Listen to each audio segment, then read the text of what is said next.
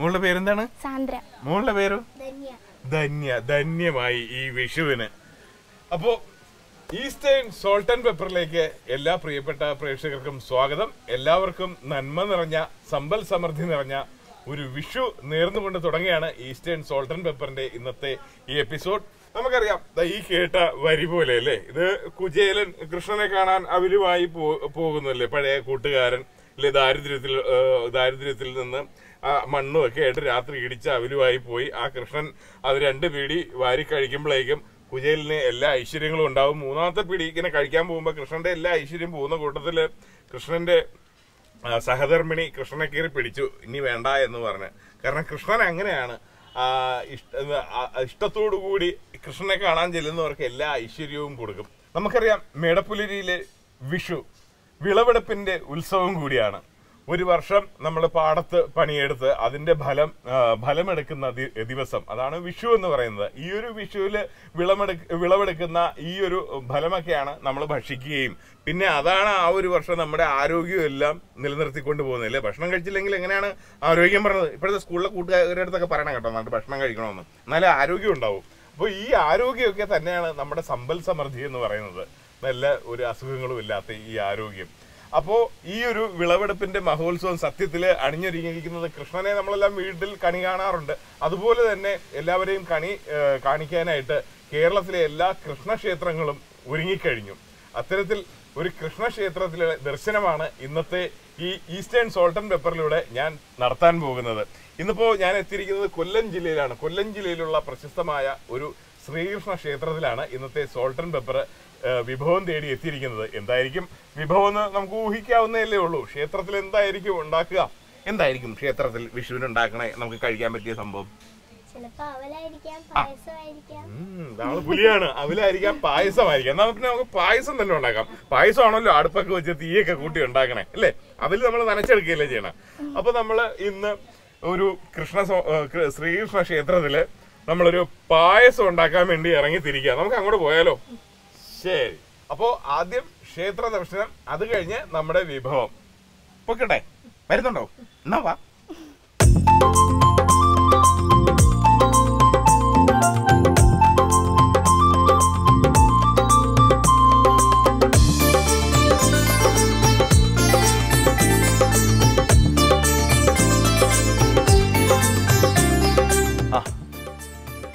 ഭഗവാനെ തൊഴുത് തിരിഞ്ഞു നോക്കിയപ്പോഴേക്കും ഭഗവാന്റെ മുന്നിൽ മനോഹരമായി കണി ഒരുക്കി വെച്ചിരിക്കുകയാണ്. കണിക്കൊന്നയും പച്ചക്കറികളും പിന്നെ പഴങ്ങളും ഒക്കെ ആയിട്ട് ഭഗവാൻ ഇഷ്ടപ്പെട്ട രീതിയിൽ തന്നെ നല്ലൊരു കണി ഒരുക്കിയിരിക്കുകയാണ്. തൊട്ടടുത്തായിട്ട് നമുക്ക് നല്ല ഒരു ചക്കയും കാണാം. നമ്മൾ ചക്ക എന്ന് പറയുന്നത് ഇന്ന് കേരളത്തിന് നമുക്കറിയാം, ചക്ക ഇന്ന് ഏറ്റവും ദേശീയ ഫലമായിട്ട് പ്രഖ്യാപിച്ചിരിക്കുകയാണ് നമ്മുടെ കേരളത്തിൻ്റെ സംസ്ഥാനത്തെ ഏറ്റവും നല്ല ഫലം. അപ്പോൾ ഈ ചക്ക എന്താണ് അങ്ങനെ പ്രഖ്യാപിച്ചതെന്ന് പറഞ്ഞാൽ, ചക്കയ്ക്ക് അത്രയ്ക്ക് പറയാനുണ്ട്. ചക്കയെക്കുറിച്ചുള്ള കഥകൾ, നമുക്ക് പോലും അറിയാത്ത ചക്കക്കുരുവിനുണ്ട് ഒരുപാട് ഔഷധ വീര്യം. അതുപോലെ പച്ച ചക്ക കഴിച്ചു കഴിഞ്ഞാൽ ഡയബറ്റീസിനൊക്കെ വളരെ നല്ലതാണെന്നൊക്കെ നമ്മൾ കേട്ടിട്ടുണ്ട്. അപ്പോൾ എന്താണ് ഈ ചക്ക കണ്ടപ്പോൾ ഞാൻ ഇത്രയ്ക്ക് വാചാലമായെന്ന് പറഞ്ഞു കഴിഞ്ഞാൽ, ഈ ചക്ക നമ്മൾ ആഗ്രഹിക്കുന്ന സമയത്തൊക്കെ ചിലപ്പോൾ വീട്ടിലുണ്ടാവണമെന്നില്ല, അല്ലെങ്കിൽ നമ്മൾ ഈ ചക്ക തേടുന്ന സമയത്തൊന്നും നമ്മളെ ചക്ക നമുക്ക് കയ്യിൽ കിട്ടണമെന്നില്ല ഈ സീസൺ കഴിഞ്ഞാൽ. പക്ഷെ ആ സമയത്തും കിട്ടും. അത് നമ്മുടെ ഈസ്റ്റേണിൻ്റെ തന്നെ ഒരു പ്രോഡക്റ്റ് ഉണ്ട്, ഈസ്റ്റേണിൻ്റെ ജാക്ക് ഫ്രൂട്ട് 365 എന്നൊരു പ്രോഡക്റ്റ്. ഇത് പച്ച ചക്കയുടെ പൗഡറാണ്. ഇത് നമ്മൾ വീട്ടിൽ സൂക്ഷിച്ചു കഴിഞ്ഞാൽ നമ്മൾ ദോശ ഉണ്ടാക്കുമ്പോഴോ പുട്ടുണ്ടാക്കുമ്പോഴോ ഒക്കെ നമുക്ക് ഈ പൗഡർ കൂടെ ചേർത്ത് നമുക്ക് ഭക്ഷണം പാകം ചെയ്യാം. അപ്പോൾ എന്തൊക്കെ ഗുണങ്ങളാണോ ഉള്ളത് അതെല്ലാം നമുക്ക് വീട്ടിലൊരു പ്ലാവില്ലാതെ പോലും നമ്മുടെ ശരീരത്തിലേക്ക് ആ ഗുണവശങ്ങൾ നമുക്ക് എത്തിക്കാൻ പറ്റും. ആ ഒരു പ്രോഡക്റ്റിനെ കൂടെ ഈ ഒരു വിഷു ദിനത്തിൽ ഒരു കണി പോലെ നിങ്ങൾക്ക് ഞാൻ പരിചയപ്പെടുത്തുകയാണ്. ബാക്കിയെല്ലാം ഭഗവാന്റെ അനുഗ്രഹത്തോടുകൂടി, ഭഗവാന്റെ ഇഷ്ടത്തോടുകൂടി ഒരു എപ്പിസോഡ്. ഭഗവാന്റെ മുന്നിൽ ഒരു നല്ലൊരു പാൽപ്പായസം ഇവിടെ തയ്യാറാവുന്നുണ്ട്. ഭഗവാന് ഏറ്റവും ഇഷ്ടപ്പെട്ട പാൽപ്പായസം എന്താണെന്ന് അറിയാമല്ലോ, അമ്പലപ്പുഴ പാൽപ്പായസം. അതേ പാൽപ്പായസം ഇവിടെ മുന്നിൽ തയ്യാറാക്കുകയാണ് ഭക്തജനങ്ങൾ എല്ലാവരും കൂടെ ചേർന്ന്. അമ്പലത്തിൻ്റെ കമ്മിറ്റിക്കാരും ഒക്കെ ഉണ്ട്. അതിൻ്റെ ഒരു റെസിപ്പിയൊക്കെ തേടി ഇന്നത്തെ ദിവസം ഒരു പായസം കുടിക്കുന്നതല്ലേ അതിൻ്റെ ഒരു രസം അല്ലേ. അപ്പോൾ അതിൻ്റെ ഒരു റെസിപ്പിയൊക്കെ ആയിട്ട് ഒരു പായസം പുറത്ത് തയ്യാറാവുന്നുണ്ട്. അതിൻ്റെ കാഴ്ചകളാണ് ഇന്നത്തെ ഈസ്റ്റേൺ സോൾട്ട് ആൻഡ് പെപ്പറിൽ. തുടങ്ങാം.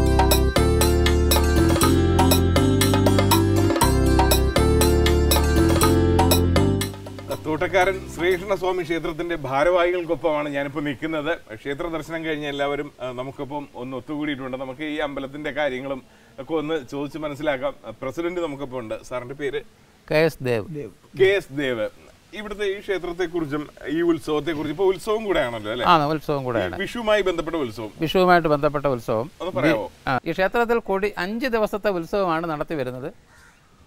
അത് വിഷുവുമായിട്ട് ബന്ധപ്പെട്ട് മേടം 1-നാണ് 1927 മേടമാസം 1-ാം തീയതിയാണ് ഇതിന് മുൻപുണ്ടായിരുന്ന ക്ഷേത്രത്തിൻ്റെ നിർമ്മാണം. നിർമ്മാണം എന്ന് പറയുമ്പോൾ അതിനു മുൻപ് ഈ കുടുംബത്തിൽ വെച്ച ആരാധനയുണ്ടായിരുന്നു. കുടുംബത്തിന് 1000-ഓളം വർഷങ്ങളുടെ പഴക്കമാണ് അവകാശപ്പെടുന്നത്. ഈ 1000-ഓളം വർഷങ്ങളായി ഈ ധന്വന്തരി മൂർത്തിയെ ആരാധിച്ചിരുന്ന ഒരു കുടുംബമാണ്. ആയുർവേദവുമായിട്ട് ബന്ധപ്പെട്ട് ഈ കുടുംബത്തിൽ പിൽക്കാലത്ത് ഒരു ദേവപ്രശ്നത്തിൽ കൃഷ്ണൻ്റെ സാന്നിധ്യം, ശ്രീകൃഷ്ണ സാന്നിധ്യം ഉള്ളതായും ശ്രീകൃഷ്ണനെ വെച്ച് ആരാധിക്കണമെന്നുള്ള അഭിപ്രായം വന്നതുകൊണ്ട് ശ്രീകൃഷ്ണനെ പ്രതിഷ്ഠിക്കാൻ വേണ്ടി ഒരു ക്ഷേത്രം പൂർവികർ ഉണ്ടാക്കിയതാണ്. പഴയ ക്ഷേത്രം ജീർണാവസ്ഥയിലെത്തിയത് കൊണ്ട് ഞങ്ങൾ കുടുംബാംഗങ്ങളെല്ലാം ഒത്തുചേരുകയും ക്ഷേത്രം പുതുക്കിപ്പണിയുന്നതിനെ പറ്റി ആലോചിച്ചതിൻ്റെ ഭാഗമായി പുതിയൊരു കമ്മിറ്റിയെ ഫോം ചെയ്തു. ശ്രീ ശിവരാജ വിജയനെ IAS രക്ഷാധികാരിയായിട്ടും അന്ന് ശ്രീ പത്മാലയൻ, ശ്രീ പ്രകാശ് തുടങ്ങിയവരൊക്കെ ഭാരവാഹികളായിട്ടും ഉള്ള കമ്മിറ്റി ഫോം ചെയ്ത് 2006 ഈ ക്ഷേത്രം പുതുക്കിപ്പണിയുകയുണ്ടായി. ആ ക്ഷേത്രമാണ് ഇന്ന് നിലവിലുള്ളത്. ഈസ്റ്റേൺ സോൾട്ട് ആൻഡ് പെപ്പറിന്റെ ഇന്നത്തെ വിഷു വിഭവം തയ്യാറാവാൻ പോവുകയാണ്. കിളികൊല്ലൂർ തോട്ടക്കാരൻ ശ്രീകൃഷ്ണസ്വാമി ക്ഷേത്രത്തിലെ ഒരു പ്രധാന വിഷു വിഭവം കൂടെയാണല്ലേ നമ്മുടെ ഇന്നത്തെ പാൽപ്പായസം അല്ലേ? അപ്പൊ ഈ പാൽപ്പായസം തയ്യാറാക്കുന്നത് മേഡത്തിന്റെ പേര്? ശൈലജ മേഡം. പിന്നെ ഒരുപാട് നമ്മുടെ ക്ഷേത്രത്തിലെ ഒരുപാട് ഭക്തരും ഈ നമ്മുടെ കുടുംബക്കാരെല്ലാരും ഉണ്ട്. പേര്? അമ്പിളി. പിന്നെ നമ്മുടെ ഒരുപാട് കരക്കാരും പ്രമാണിമാരും എല്ലാവരും കൂടെ ചേർന്ന് നമ്മളെ കുടുംബക്കാരും പിന്നെ കൊച്ചു കൂട്ടുകാര്, ഈ ക്ഷേത്രത്തിലെ ഭക്തര് എല്ലാവരും ചേർന്നിട്ടാണ് ഇന്നത്തെ ഈ വിഭവം തയ്യാറാക്കാൻ പോകുന്നത്. അപ്പോൾ ഒരു ക്ഷേത്രത്തില് പാൽപ്പായസം ആകുമ്പോൾ ക്ഷേത്രത്തിന്റെ ചില ആചാരങ്ങളുണ്ട്. ഈ അടുപ്പിന് തീ കൊളുത്താൻ പോവുകയാണ്. നമുക്കറിയാം ഈ ആറ്റുകാൽ പൊങ്കാലയ്ക്കൊക്കെ ഭണ്ഡാര അടുപ്പിൽ തീ പകരുന്നത് പോലെ ഈ അടുപ്പ്, ഇത് ഭണ്ഡാര അടുപ്പ് പോലെയാണ് തയ്യാറാക്കിയിരിക്കുന്നത്. ഇതിൽ തീ പകരാൻ വേണ്ടി പോവുകയാണ്. അതിലേക്കായിട്ട് ക്ഷേത്രത്തിന് അകത്തുനിന്ന് തിരുമേനി തീയുമായിട്ട് ഇവിടെ എത്തും. അതിനുശേഷമാണ് ഈ അടുപ്പിൽ തീ കൊടുക്കാൻ പോകുന്നത്. വിഷുവായിട്ട് നമുക്ക് നല്ല ഭക്തിയോടുകൂടി കൃഷ്ണന്റെ മുന്നിൽ നിന്ന് തന്നെയാണ് ആ തീ ഇവിടെ എത്താൻ പോകുന്നത്. അപ്പോൾ തിരുമേനി ഇപ്പോൾ തന്നെ ഇവിടെ എത്താൻ പോവുകയാണ്. തിരുമേനി അവിടെ നിന്ന് പുറപ്പെട്ടിട്ടുണ്ട്. അപ്പോൾ അതിന് നല്ല ചെണ്ടമേളത്തിൻ്റെയൊക്കെ അകമ്പടിയോടുകൂടി ഒരു ഭക്തിയായിട്ടാണ് തിരുമേനി വരുന്നത്. ഈ ഒരു കാഴ്ചയാണ് ഈസ്റ്റേൺ സോൾട്ട് ആൻഡ് പെപ്പറിലൂടെ ഇന്ന് പ്രേക്ഷകർക്ക് മുന്നിൽ എത്തിക്കുന്നത്. വിഷുവായിട്ട് അല്ലേ? ഇന്ന് എത്രയൊക്കെ പരിപാടികളാണ് വിഷുവായിട്ട്.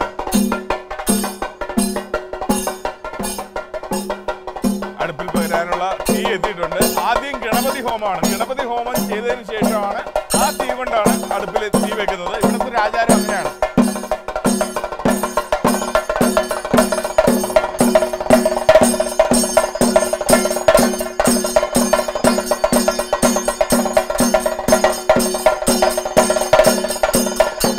അടുപ്പിന് തീ പകർന്നു കഴിഞ്ഞു. ഇനി നമുക്ക് നമ്മുടെ പാൽപ്പായസം ഉണ്ടാക്കാൻ പോവുകയാണ്. അപ്പോൾ എന്തൊക്കെയാണ് നമുക്ക് ഈ പാൽപ്പായസത്തിന് ഉണ്ടാക്കാനായിട്ട് ആവശ്യമുള്ള ഇൻഗ്രീഡിയൻസ്? വെള്ളം തിളച്ച് അതിനുശേഷം നമ്മൾ ഉണക്കലരി ഇടുന്നു. പിന്നെ എന്തൊക്കെയാണ് വേണ്ടത്? പിന്നെ പാലൊഴിക്കുന്നു, പിന്നെ പഞ്ചസാര, പിന്നെ ഏലക്കാപ്പൊടി, പിന്നെ മുന്തിരി, പിന്നെ നെയ്യ്. ഇത്രയാണ് നമുക്ക് ആവശ്യമുള്ളത്. അപ്പോൾ ഇതിപ്പോ നമുക്കറിയാം വിഷുവായിട്ട് പാൽപ്പായസമാണ് ഉണ്ടാക്കുന്നത്. ഈ പാൽപ്പായസത്തിന് ഒരു പ്രത്യേകതയുണ്ട്. അതിന്റെ പ്രത്യേകത എന്ന് പറഞ്ഞാൽ കൃഷ്ണന്റെ ഇഷ്ട നൈവേദ്യമാണ്. പിന്നെ അമ്പലപ്പുഴ പാൽപ്പായസത്തിന്റെ രീതിയിലൂടെ ചെയ്യുന്നത്. അമ്പലപ്പുഴ പാൽപ്പായസത്തിന്റെ അതേ രീതിയിലും രുചിയിലുമാണല്ലേ ചെയ്യണം. അപ്പൊ അമ്പലപ്പുഴ പാൽപ്പായസം ഉണ്ടാക്കുന്നത് എങ്ങനെയെന്ന് കൂടെ ഇന്നത്തെ വിഷുവായിട്ട് നമുക്ക് അറിയാൻ പറ്റും. അപ്പൊ നമുക്ക് ഇതിന്റെ ഒരു ക്വാണ്ടിറ്റി പറഞ്ഞു തരാമോ? എത്ര കിലോ നമ്മൾ ഉണ്ടാക്കുന്നതെന്ന്? 10 കിലോ ഉണക്കലരി. അപ്പൊ പാൽ എത്ര വേണം? പാല് 10 ലിറ്റർ. 10 ലിറ്റർ പാല്. അപ്പൊ അത് സെയിം ആണ്. ഇനി ഉള്ളത് പഞ്ചസാര 8 കിലോ അല്ലെ? അപ്പൊ 10, 10, 8 ഇതാണ് അതിന്റെ ഒരു കണക്ക്. ബാക്കിയൊക്കെ നമ്മളിപ്പോ ചേർക്കുമ്പോ നമുക്ക് അപ്പൊ വെള്ളം ഒന്ന് തിളച്ച് വരട്ടെ അല്ലേ?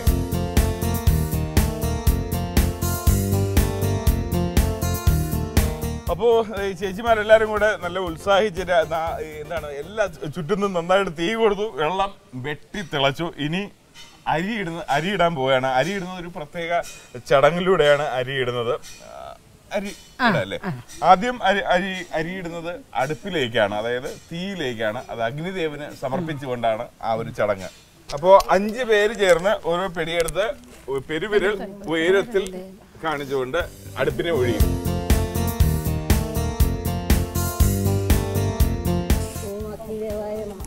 ഓം അഗ്നിദേവായ നമ എന്ന മന്ത്രം പറഞ്ഞുകൊണ്ട് അഗ്നിദേവന് സമർപ്പിച്ചിരിക്കുകയാണ്. അപ്പോൾ അടുപ്പിലേക്ക് അരിയിട്ടു. ഇനി നമ്മൾ ഈ വാർപ്പിനകത്തേക്ക് അരിയിടാൻ പോവുകയാണ്. അത് കൃഷ്ണനെ ധ്യാനിച്ചുകൊണ്ടാണ്. നേരത്തെ അഗ്നിദേവനെ ധ്യാനിച്ചതുപോലെ ഇപ്രാവശ്യം കൃഷ്ണനെ ധ്യാനിച്ചുകൊണ്ടാണ് 3 പ്രാവശ്യം 3 പിടി അരി അടുപ്പിലേക്ക് അത് വാർപ്പിലേക്ക് ഇടാൻ പോവുകയാണ്, സമർപ്പിക്കുകയാണ്.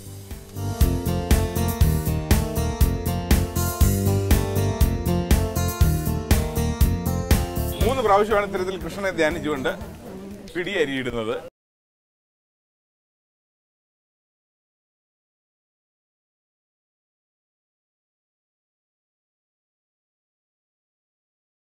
ഇനി അരി നേരെ നമുക്കിടാം.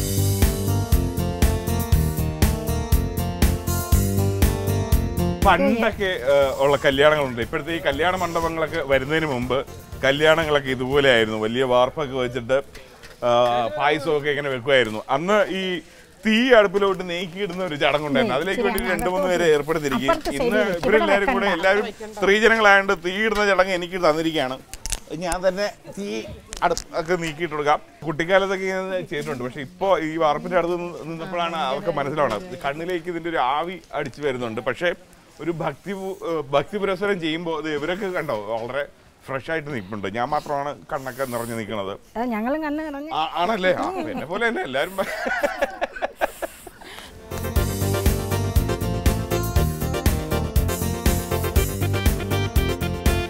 അപ്പൊ ഇനി ഇതൊന്ന് നന്നായിട്ട് ഇളക്കി എടുക്കണം. ഇളക്കുന്നത് എന്ന് പറഞ്ഞാൽ നമ്മുടെ തുടുപ്പ് വെച്ചിട്ടാണ് ഇളക്കുന്നത്. തുടുപ്പ് ഉണ്ടാക്കിയിരിക്കുന്നത് നമ്മുടെ ഓലമടലിലാണ്. പച്ച ഓലമടലില് തുടുപ്പ് വെച്ചിട്ട് നന്നായിട്ട് ഇളക്കുകയാണ്. ഇതൊക്കെ ഒരു ആചാരപരമായ ചടങ്ങ് കൂടെയാണ് കേട്ടോ.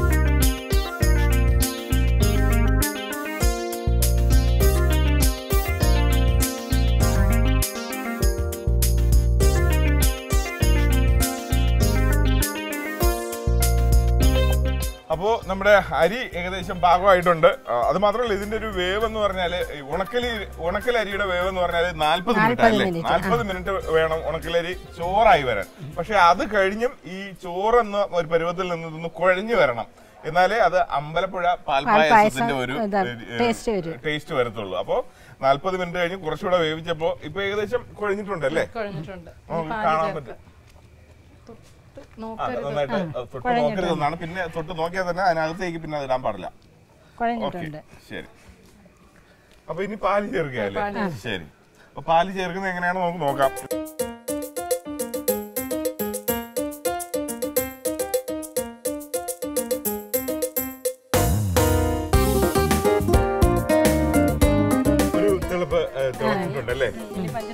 പഞ്ചസാര തട്ടണം. ഓക്കെ. അപ്പൊ പഞ്ചസാര തട്ടുമ്പോഴേക്കും ഇതൊന്ന് ഇളക്കി കൊടുക്കണമെന്നാ പറയണേ. ഇങ്ങനെയാ അമ്പലപ്പുഴ പാൽപ്പായസം തയ്യാറാക്കുന്നത്.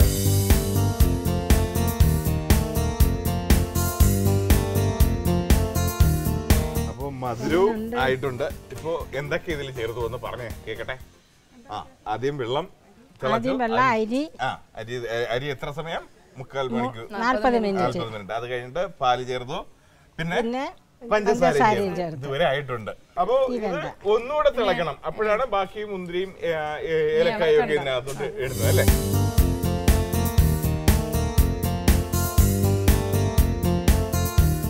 അപ്പോ ഇത് പാൽപ്പായസം ഒന്നുകൂടെ പാല് ചേർത്തതിന് ശേഷം പഞ്ചസാര ചേർത്തതിന് ശേഷം തിളച്ചിട്ടുണ്ട്. ഇനി ഉണക്കമുന്തിരി ഇടുക. ശരി.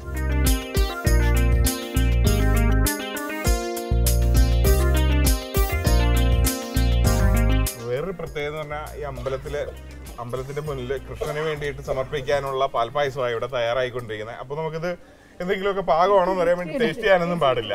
ടേസ്റ്റ് ചെയ്ത് കഴിഞ്ഞാൽ അത് അശുദ്ധമായി പോകും. അതുകൊണ്ട് അടുത്ത ഏലക്കപ്പൊടി വിതരണം.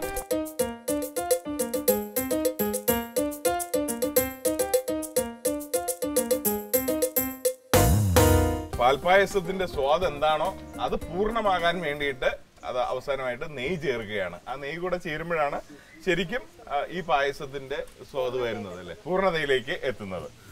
ഒഴിക്കട്ടെ.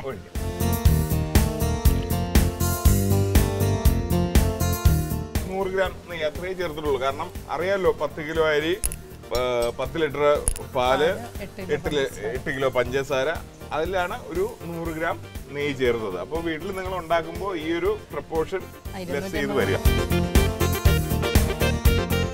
നല്ല മണമൊക്കെ വന്നു തുടങ്ങി. മണം ആസ്വദിക്കുന്നുണ്ട്, തെറ്റില്ലല്ലേ?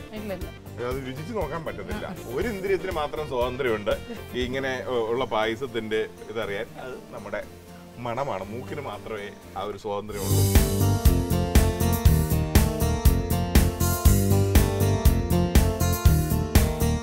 ഈസ്റ്റേൺ സോൾട്ട് ആൻഡ് പെപ്പറിൽ വിഷു ദിനമായിട്ട് എല്ലാ ലോകത്തെമ്പാടുമുള്ള സകലമാന മനുഷ്യർക്കും ജീവജാലങ്ങൾക്കും വേണ്ടി ഈ പായസത്തിന്റെ ഒരു സമൃദ്ധി, അല്ലെങ്കിൽ ഇതുകൊണ്ട് ഭഗവാന് നേദിക്കുമ്പോൾ ഉണ്ടാകുന്ന ഒരു നല്ല നേട്ടം ലോകത്തുള്ള എല്ലാവർക്കും വേണ്ടി, മലയാളികളെന്നല്ല എല്ലാവർക്കും വേണ്ടി ഞങ്ങൾ സമർപ്പിക്കുക.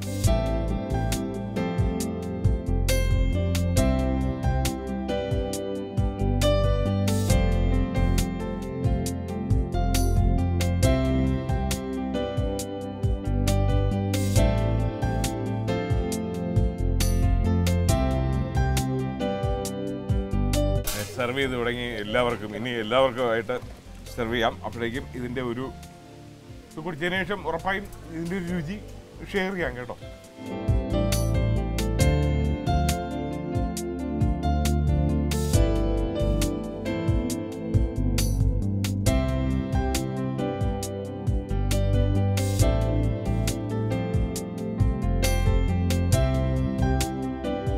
ഇനി ഇതൊന്നും അകത്താക്കാം. ടേസ്റ്റ് ചെയ്യുക എന്ന് പറയുന്നതിനേക്കാൾ ഇന്നത്തെ ദിവസം അല്ലേ വിഷുവായിട്ട് ഇതിന് പായസം അകത്താക്കുന്നതാണ് അതിൻ്റെ ഒരു ഭംഗി. പിന്നെ ഇതിൻ്റെ ഒരു ടേസ്റ്റ് അതെല്ലാവർക്കും അറിയാം. അമ്പലപ്പുഴ പാൽപ്പായസമാണ് ഈ തയ്യാറാക്കിയിരിക്കണമെങ്കിലും നോക്കട്ടെ.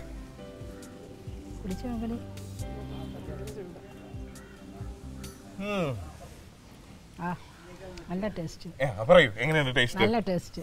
മോളെ എങ്ങനെയുണ്ട്? കൊള്ളാം.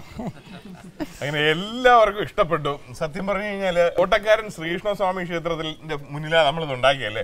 ശരിക്കും ഇവിടുത്തെ കൃഷ്ണന്റെ ഒരു ഐശ്വര്യം, അത് അനുഗ്രഹം, അത് ഈ പായസത്തിൽ കാണാനുണ്ട്. എന്തായിരുന്നാലും എല്ലാവർക്കും ഇഷ്ടപ്പെട്ടല്ലേ? അപ്പോൾ എല്ലാ മലയാളികൾക്കും അറിയാവുന്ന രുചി തന്നെയാണ് ഞങ്ങളുടെ ഈ കയ്യിലിരിക്കുന്നത്. അമ്പലപ്പുഴ പാൽപ്പായസത്തെ കുറിച്ച് ഇനി വേറെ എന്ത് പറയാനാ? അപ്പോൾ പ്രത്യേകിച്ചൊന്നും പറയുന്നില്ല. അങ്ങനെ ഇനി അങ്ങോട്ട്, ഇന്ന് ഈ വിഷു തൊട്ട് ഇനി വരുന്ന ഒരു വർഷവും ഇന്ന് തുടങ്ങുന്ന ഈ മധുരം നിങ്ങളുടെ ജീവിതത്തിലെല്ലാം നിറയട്ടെ എന്ന് മാത്രമേ പറയുന്നുള്ളൂ. ഇനിയൊന്നും പറയാനില്ല. എല്ലാവർക്കും ഇത് നമുക്കറിയാം, വിഷു എന്ന് പറഞ്ഞാൽ നമ്മുടെ ഒരു പുതുവർഷം പോലെയാണ്. ഈ വിഷു തൊട്ട് വരുന്ന ഈ ഒരു വർഷം എല്ലാവരുടെ ജീവിതത്തിൽ, ലോകമെമ്പാടുമുള്ള എല്ലാവരുടെയും, പ്രത്യേകിച്ച് നമ്മുടെ പ്രേക്ഷകരുടെയും മലയാളികളുടെയും ജീവിതത്തിൽ സമ്പൽ സമൃദ്ധിയും ഐശ്വര്യവും ഈശ്വരഭക്തിയും നിറയട്ടെ എന്ന് മാത്രം പറഞ്ഞുകൊണ്ട്, ഒപ്പം നമ്മുടെ ഈസ്റ്റേൺ സോൾട്ട് ആൻഡ് പെപ്പറിനും എല്ലാവിധ ഐശ്വര്യവും സമ്പൽ സമൃദ്ധിയും ഒക്കെ ഉണ്ടാകട്ടെ.